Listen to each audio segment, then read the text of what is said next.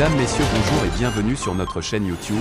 Ici nous vous donnons la clé, alors si vous êtes nouveau, abonnez-vous et cliquez sur la cloche de notification pour ne plus rien manquer. Cela fait, on peut commencer.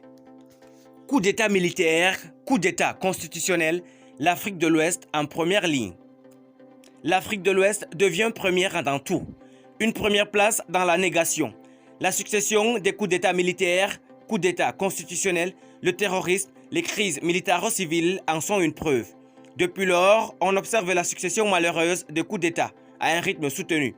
Alors qu'on croyait finir avec cette forme d'accession au pouvoir d'État, la résurgence des coups d'État militaires en Afrique de l'Ouest en moins de 2 ans, notamment au Mali, août 2020 et mai 2021, en Guinée-Conakry en septembre 2021, au Burkina Faso en janvier 2022, et coup d'État constitutionnel suscite des interrogations.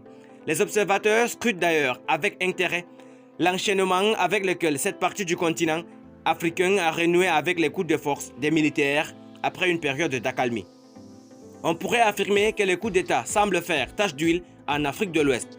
Si les putschistes en uniforme justifient leur prise du pouvoir par des raisons locales, leur retour brutal dans le champ politique démontre que les sanctions et les redondantes internationales n'ont aucun effet dissuasif et que les principes démocratiques sont en régression dans cette zone.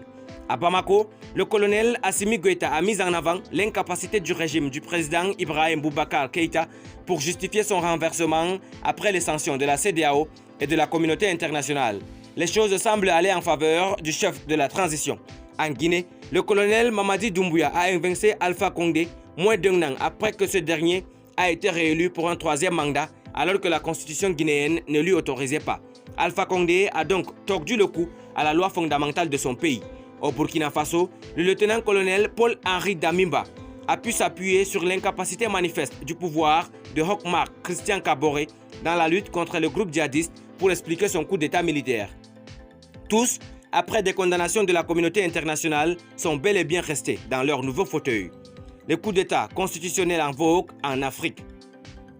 Le coup d'État militaire n'est pas la seule tentative illégale. La Guinée a bel et bien connu un coup d'État militaire. Et pourtant, cette mise à l'écart du président guinéen Alpha Condé a suscité peu d'indignation sur le continent africain. Sa présidence n'a pas été un exemple de réussite en matière de gouvernance démocratique. Certains observateurs ont parlé d'un coup d'État militaire, l'équivalent d'un putsch, venu rectifier un coup d'État constitutionnel qu'aurait exécuté l'ancien président Alpha Condé en modifiant la constitution pour s'offrir un 3e mandat en 2020. Cette notion de coup d'État constitutionnel qui renvoie à l'action de renverser l'ordre constitutionnel existant fait florès. Ces dernières années, sur le continent africain, dans des contextes aussi divers que la Tunisie, le Tchad, la Côte d'Ivoire, le Togo, le Bénin, le Sénégal, etc. En Tunisie, le président Kais Saïd affirme se baser sur une disposition constitutionnelle en cas de péril imminent pour geler les activités du Parlement, sans suspendre la Constitution. Il en a profité toutefois pour prendre une série de mesures d'exception qualifiées par les partis d'opposition comme un coup d'État contre la Constitution. En la matière, le Togo apparaît comme un cas d'école avec une prise de pouvoir dynastique du président Faure Gnassingbé en 2005, geste que la CEDEAO qualifiait déjà à l'époque de coup d'État constitutionnel.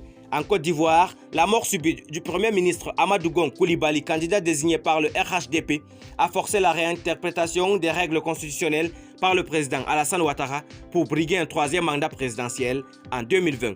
La suite, la désobéissance civile lancée par les partis de l'opposition avec à la clé de nombreux morts, dont le jeune Nguessang égorgé à Daoukro.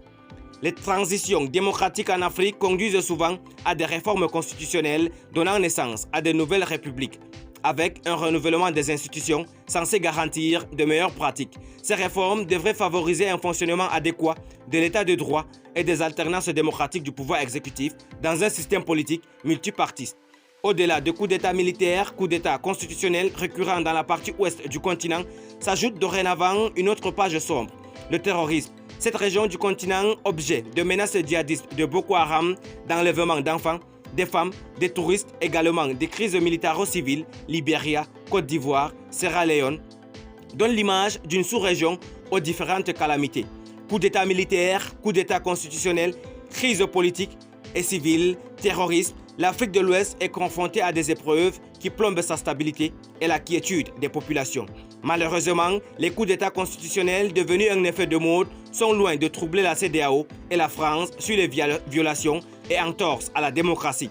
À travers leur silence coupable, la CEDEAO et la France encouragent les chefs d'État encore hésitants à leur emboîter le pas, ce qui a fait de certains intellectuels africains que la CEDEAO est une amicale des chefs d'État de la sous-région qui œuvrent essentiellement pour leurs propres intérêts et celui de la France. Merci pour votre aimable attention. Si vous êtes nouveau, n'oubliez pas de cliquer sur la cloche de notification et de vous abonner à la chaîne. Merci et à très bientôt pour une nouvelle vidéo.